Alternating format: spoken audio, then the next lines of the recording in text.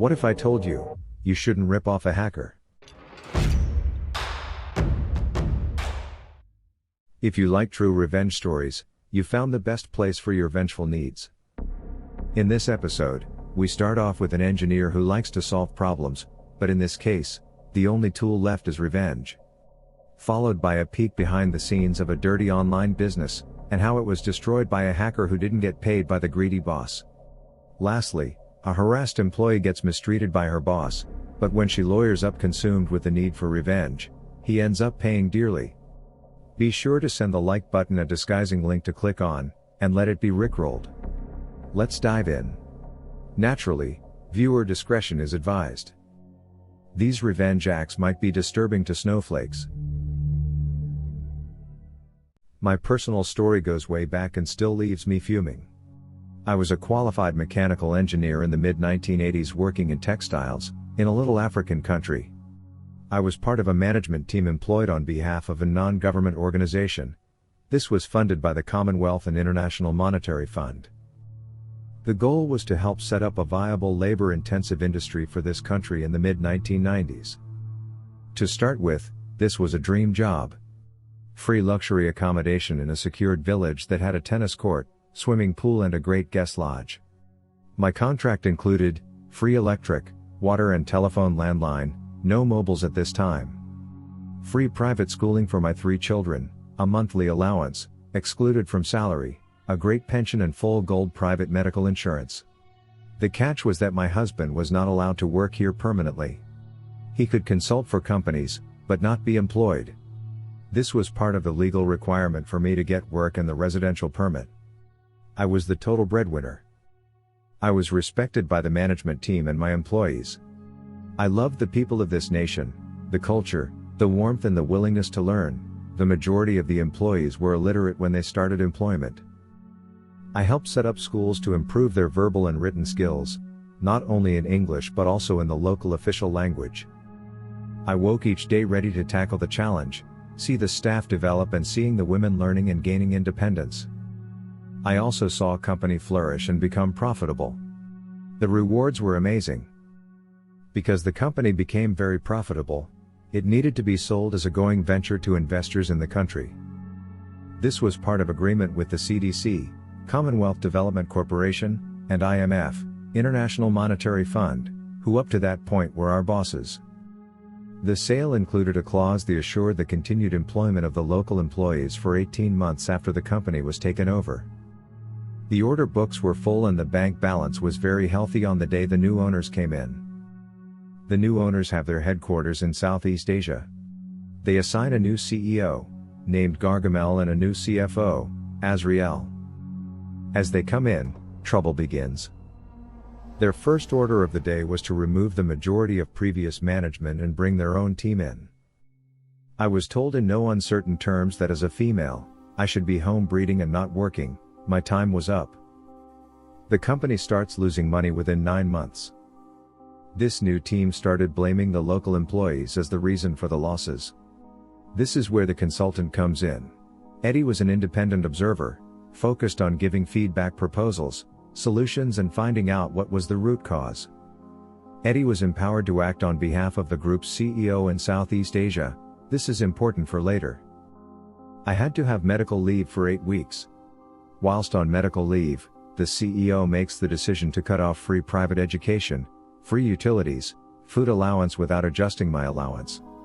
So I went from being well rewarded for the job, to having to manage with a salary that was only $100, pay for private school and all other household costs that were previously incorporated into contract. Yes, the company can do this. Basically, a new contract was underwritten as part of the new ownership. As a true expat employee, the company owns you totally. They own the permits that allow you to work and live in the country.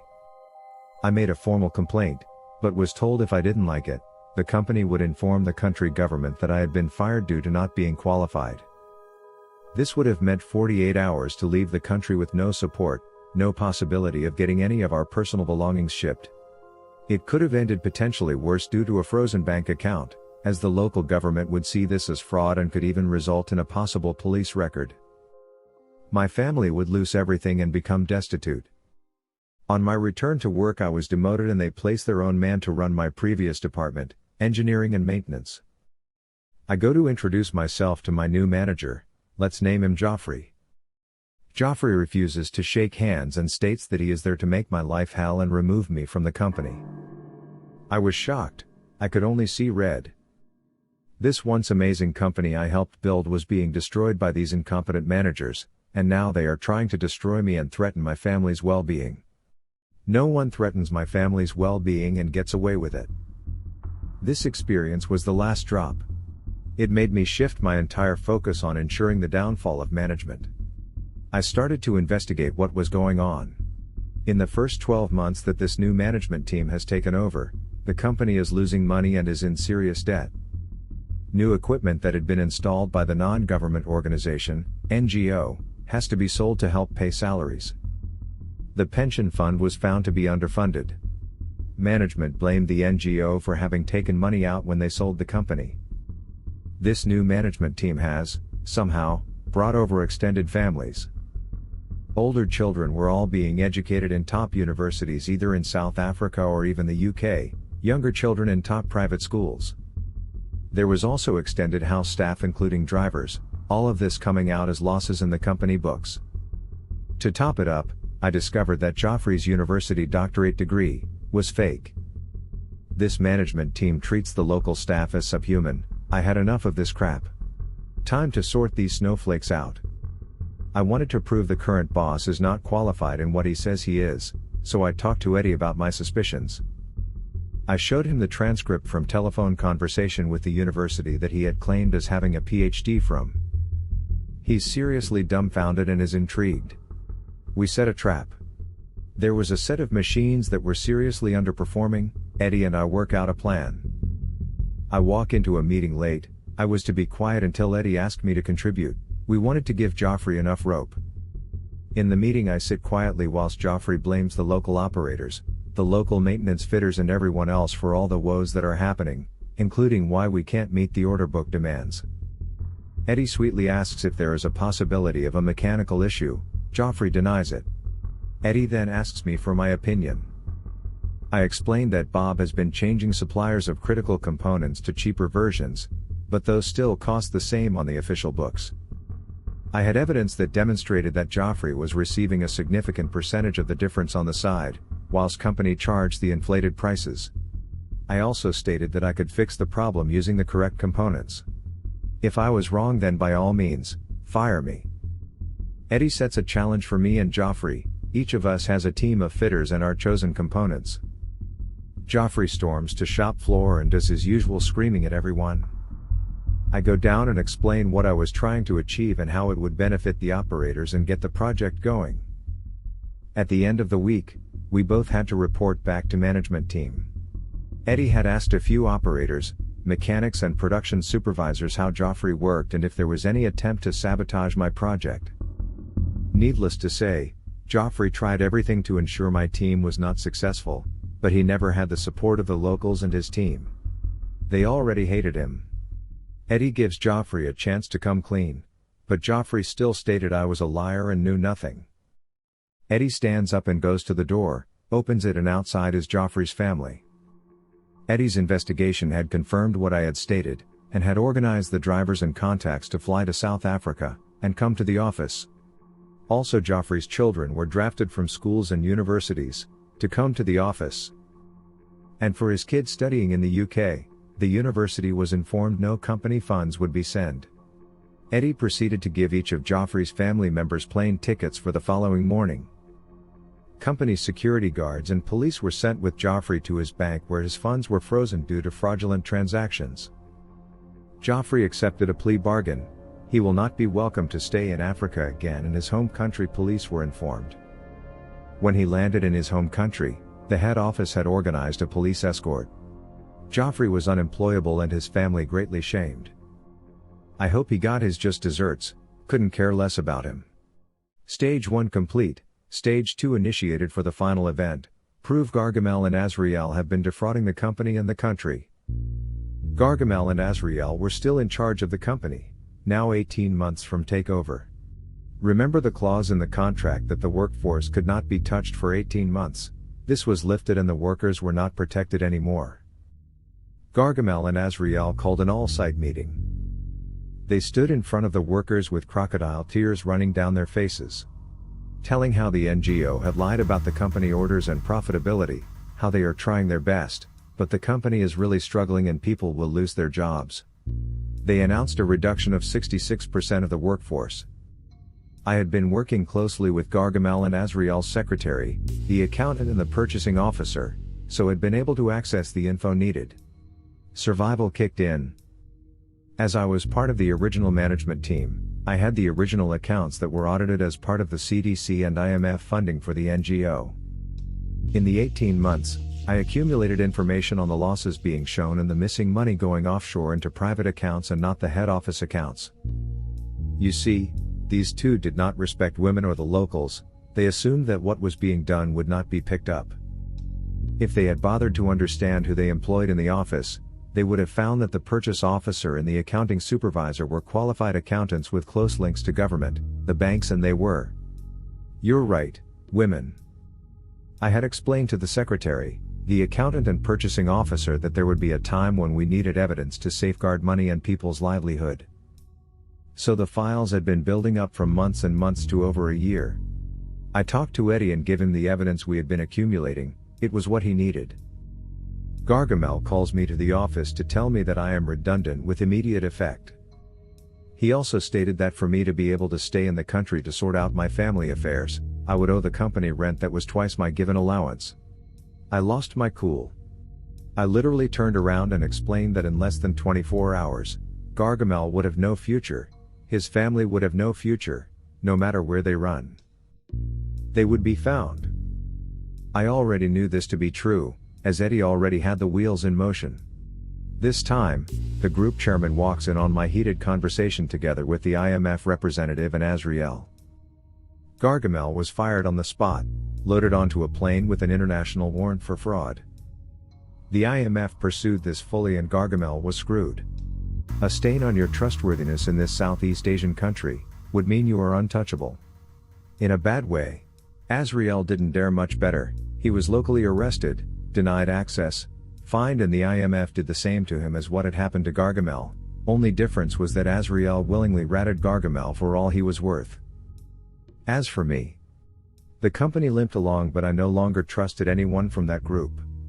Myself and my husband found employment in another regional country. This time both of us had work permits and airtight contracts. No one will ever screw us over or make us feel like slaves. I'm willing to share my story anonymously, due to my job activities were technically not so legal. So here we go. Once upon a time, 2 years ago now, I was on disability leave from work and it wasn't enough to cover the bills. So I tried selling my artwork. Granted, it wasn't very good at the time. I was trying to appeal to niche fandoms that had no artwork. Didn't go well. So one day while playing a game to cool off, the game we are talking about features mass online multiplayer vehicular shenanigans and gunslinging fun, very popular at the time compared to today. During one gaming session in the chat, someone entered and was advertising cheap in-game currency.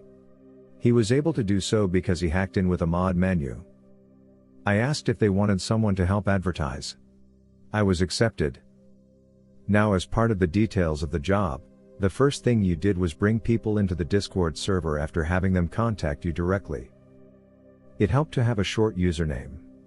You bring them into the server and they choose from several packages listed on the website.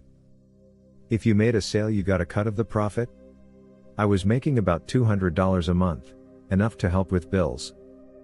I was a selling machine and climbed the ranks fast enough to be granted access to high-ranking abilities, like using the menu to hack money into people's accounts, change their levels, whatever they wanted.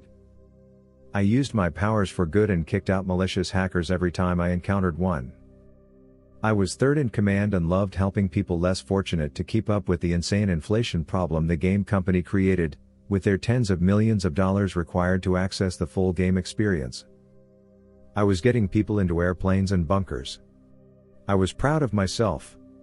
Now for the rich white boy.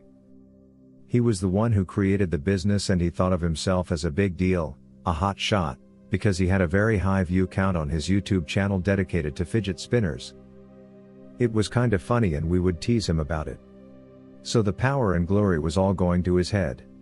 His second in command, Red, became fast friends with me and together we dominated the game, with Spinner sitting back and taking a 50% cut on all sales while doing no work. He kept bragging about his new computer parts, his huge house, he waved his parents' wealth in our faces. Red was having trouble keeping up with his bills too, both of us needed the sales so we worked our butts off. Spinner's empire grew with the two of us bringing in 400 people each. The Discord server was massive and we were proud of our accomplishment. Out of the blue, the money stopped coming in from Spinner. His PayPal was hooked up to the business. Now this guy was 17 at the time, a fake hacker type and took all the credit for himself on creating the menu. He didn't create it, he bought it. The safety measures we took to protect ourselves from getting caught was a safeguard, which was made by Red. Red and I hounded him for 2 weeks to pay us. I sent in a payment ticket for my daily commission to PayPal. Red came back and stopped me from pursuing further, as he was formulating a plan. I waited. He told me in detail what we were to do, as the pair who built this company to what it was, we had the tools and knowledge. It was time to topple the giant we created. In the middle of the night while Spinner was asleep we took control of the server, one by one we kicked each person out, 1,000 users gone in about 10 minutes. The final icing on the cake, we deleted the entire server. Spinner was furious and blamed me for it all. He didn't do a single bit of work, the whole archive or users was created by Red and I, Spinner only had 12. A week later, Spinner tried to intimidate me, though I'm far more tech savvy than I let on. He tried to dox me with no success in front of his small gang of 13-year-old lackeys. I laughed in his face when he read the incorrect address and told him to buzz off. I was shocked his mindless worshippers were still trying to scare me afterwards. I posted some artwork online and would get a comment like, "How does it feel to have no internet?" I would just report the comment and go on merry way. The aftermath, Spinner could never rebuild what we created and was left alone with his destroyed online empire. He tried to rebuild and decided to take the 100% pay cut for the next line of cronies, never letting them know the previous sellers and hackers got a decent commission rate. Proves he was scum until the very end of the day. He never reached 100 users, and gave up a couple months later. We had a mole who knew what he did to us and decided to kiss his booty for our personal benefit. I paid the piper eventually and lost everything on my account. I don't regret what I did. I still think the official company is scum and horribly greedy to lock away parts of the game, unless you're willing to pay a few $100s for their legitimate currency. I still look at it as helping people out. 6 months prior to the start of this story, we had a change up at the company I worked for. The old owner was a great guy that was retiring and handing the company off to his son, a real piece of doo-doo just out of business school type. Let's name him Marcelo. Marcelo, with the mentality that the company is now his, went about restructuring, namely reassigning teams to different projects, and leaving those that remained in their old positions to pick up double, if not triple the workload. He did this all in the name of saving a little money. Unfortunately my department, Safety and Engineering, of which I was the team lead, was not spared from this effort. In the end, I had it out with the boss and department head, ultimately costing the company 3 months of my entire department working 80+ hour weeks, and forcing a huge year-end bonus to be paid out to us.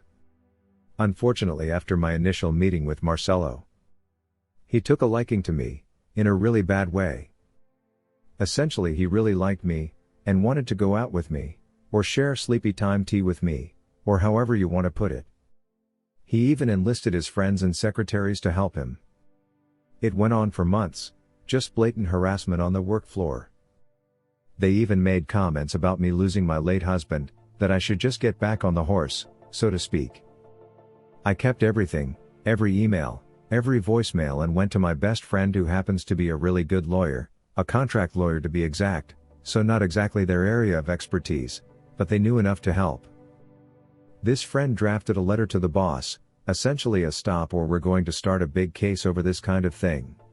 And everything seemed to have stopped. However, I was then moved from working in office to a work from home arrangement. I knew what was coming. They were going to do their best to get rid of me, so I started documenting everything.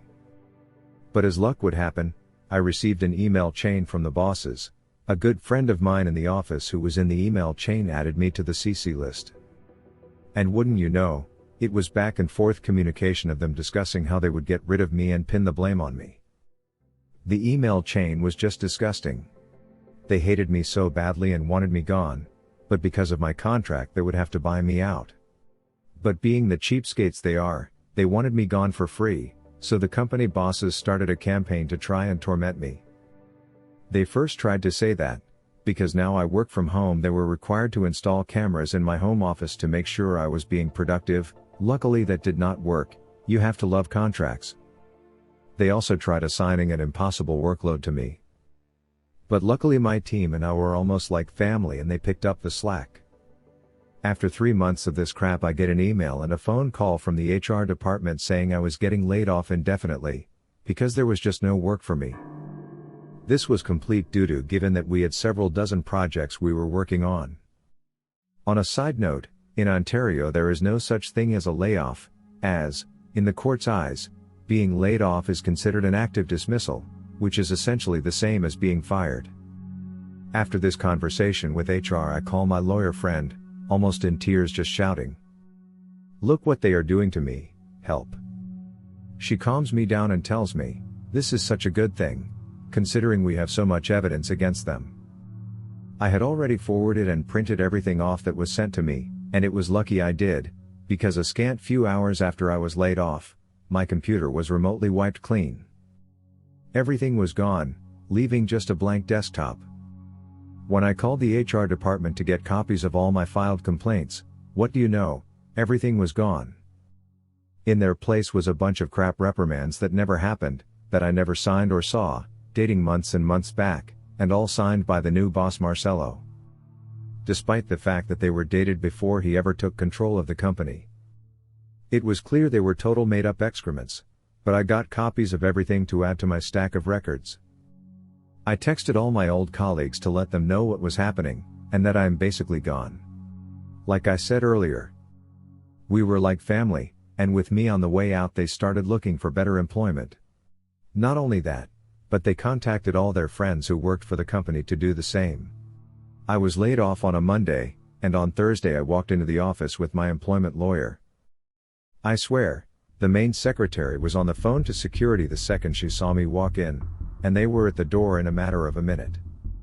My lawyer simply handed her a legal document, a summons to meet for mediation at his office on the next Friday. During the following week I received so many calls and text messages from the bosses, friends, secretaries, and people I knew in the office to just be friendly with the owner.